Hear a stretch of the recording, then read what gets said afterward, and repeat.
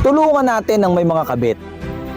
Bigyan natin sila ng sariling hotel para hindi masira ang kanilang mga pamilya at walang mahuli, walang ma-issue. Bao sa Senado. Ibaon mo sa Senado.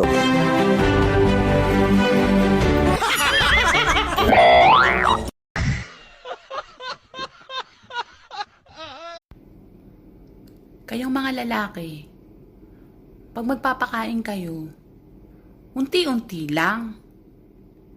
Hindi naman kami patay gutom.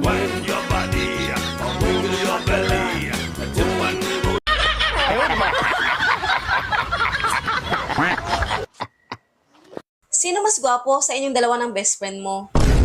Tinatanong pa ba yan? Hindi pa ba halata? Siyempre ako. Guwapo lang yung best friend ko pag hindi ako katabi. Ah, ganun ba? Bakit? Natipuhan mo ako? Ang hilig mo rin sa gwapo, no? Kasi ang anak ng tita ko nabuntis. Ngayon, tinatanong siya kung sino ang nakabuntis. Oh, anong sabi niya?